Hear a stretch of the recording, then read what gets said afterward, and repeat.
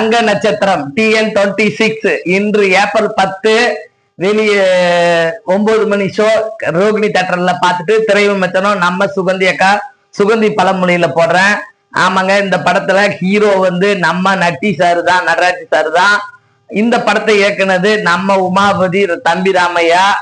அதுக்கப்புறம் கண்ணன் ரவின்னு சொல்லிட்டு ஒரு ப்ரொடியூசரு இயக்கியிருக்காரு, தயாரிச்சிருக்காரு.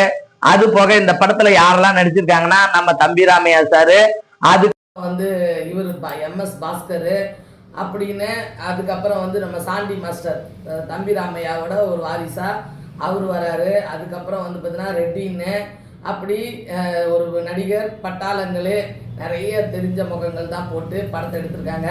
இப்போ இந்த படத்தில் என்னன்னு கேட்டிங்கன்னா, கிட்டத்தட்ட 75 ஆண்டுகால அரசியலில் நடந்த சிரிப்புகளை தான் காட்டியிருக்காங்க, கஷ்ட நஷ்டத்தையும் காட்டியிருக்காங்க.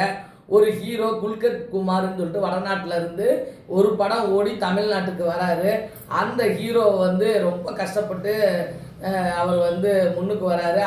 அவரை பார்க்கறதுக்கு மக்கள்லாம் அடுத்த எம்ஜிஆர் வந்துட்டாரு அப்படின்னு சொன்னோடனே தம்பி ராமையா என்ன பண்ணுறாரு, அவரை பார்க்க வராரு. பார்க்க வரப்போ கஷ்டப்படுறாரு. அவர் தான் சாப்பாடெலாம் வாங்கி கொடுத்து, அதாவது தம்பி ராமையா பொள்ளாச்சியில் இருக்கிற ஒரு மன்றையர். அவர் கிட்டத்தட்ட சுதந்திர போராட்ட காலத்துல இருந்து அவங்க அம்மா அப்பா எல்லாம் அவங்க அப்பா மூதாதையர் எல்லாமே ஜமீன் சொந்தக்காரர்கள், 1000 ஏக்கர் ஜமீன் சொந்தக்காரர்கள். ஒரே ஒரு வாரிசு தான் அவங்க வீட்டில் வரிசையா.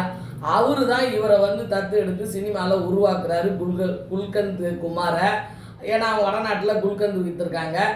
அப்படி கதைக்களம் நகர்ந்து அவரை ஒவ்வொரு ஹீரோவா ஒவ்வொரு கம்பெனியாக ஏறி அவருக்கு நல்ல நல்ல வாய்ப்புகளை வாங்கி அவருக்கு துணையாக இருக்கிறாரு. இவரோட காசு பணத்தெல்லாம் செலவு பண்ணி ஒரு நடிகனை உருவாக்குறாரு. அந்த நடிகன் நான் பெரிய ஒரு நடிகர் ஆன பிறகு அவருக்கு கல்யாணம் எல்லாமே ஆகுது.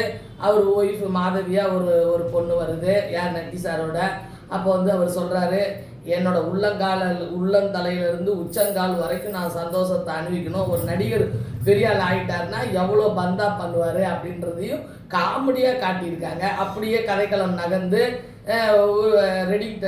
ரெடின் சொல்கிறாரு, என் தலைவன் மேலே வானம், கீழே பூமி, நடுவில் காடு, இதயத்தில் காடு என்னோட கடவுள் அப்படின்னு சொல்லிட்டு குல்கந்த் குமார்னு பஞ்சு டைலாக் பேசுகிறாரு. இப்படி படம் ஃபுல்லாகவே பஞ்சா இன்ச்சு இன்ச்சா சிரிக்க வைக்கிறாங்க. ஆமாங்க, இதுவரைக்கும் யாரெல்லாம் இருந்திருக்காங்க. அப்படி பெரிய நடிகரானவனே நான் நீ நடிக்கத்தான் போகணும், நீ எப்படி நாட்டை காப்பாற்ற போவேன்னு மீட்டிங் போடுறாங்க. ஒரு மக்கள் இயக்கமாக தொடங்கி அப்படியே படிப்படியாக முன்னுக்கு ஒரு கட்சி ஆரம்பிக்கிறாங்க. ஏன் நீங்கள் நாட்டை ஆளணும்னு வரீங்கன்னு கேட்குறப்ப ஏன் வரக்கூடாது அப்படின்னு சொல்கிறப்ப இவரோட படத்தை தடுக்கிறாங்க.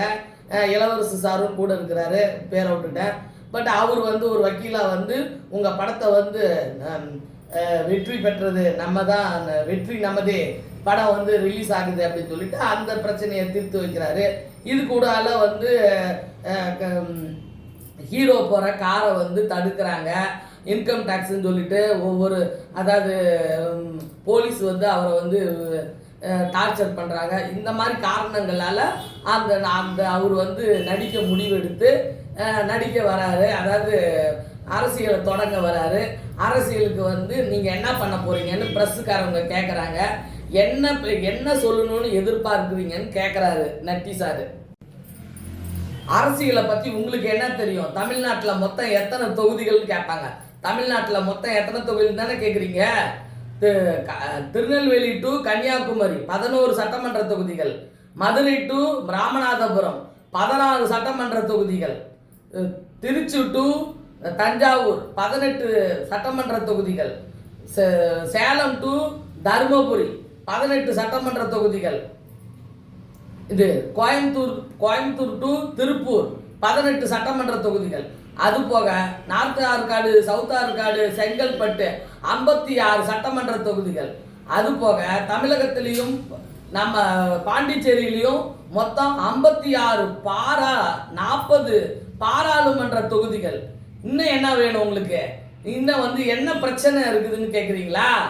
காவேரி பிரச்சனை, முல்லை பெரியார் அணை பிரச்சனை, நீலகிரி தொடர்ச்சி மலை பிரச்சனை, கச்சத்தீவு பிரச்சனை, மீத்தேன் பிரச்சனை, இந்திய கப்பற்படை பிரச்சனை, அப்படி தொடர்ச்சியான பிரச்சனைகள். இப்ப தீர்ந்து போன பிரச்சனைகள், ஆத்து மணல் தீர்ந்து போச்சு, கனிம வளம் தீர்ந்து போச்சு, நாடே 9.5 லட்சம் கோடி கடனா இருக்குது, அதுல கஜானா காலியா இருக்குது. அந்த பிரச்சனையை தீர்க்கிறது தான் நான் வரணும்னு நினைக்கிறேன். அதுக்கப்புறம் இந்த அரசியல் சட்ட திட்டத்துல தமிழ்நாட்டில் யாரெல்லாம் சிஎம்மா இருந்தாங்கன்னு கேட்குறீங்களா? 1952ல் சக்கரவர்த்தி சி ராஜகோபால் ஐயா சிஎம்மா இருந்தாரு. 56ல் கரும வீரர் காமராஜர் சிஎம்மா இருந்தாரு. 63ல் பக்தவச்சலம் சிஎம்மா இருந்தாரு. 67ல் சிஎன் அண்ணாதுரை அவர்கள் சிஎம்மா இருந்தாரு. 69ல் கலைஞர் கருணாநிதி அவர்கள் சிஎம்மா இருந்தாரு. 77ல் புரட்சி தலைவர் பொன்மனச்செம்மல் அவர் சிஎம்மா இருந்தாரு. அதுக்கப்புறம் இந்த TN26ல இந்த குல்கன் குமார் நான் சிஎம்மா வரப்போறேன் அப்படின்ட்டு என்ட்ரிக்கு, அதாவது TN தங்க நட்சத்திரம் அப்படின்னு போட்டு 2026 இடைவேளை விடுறாங்க.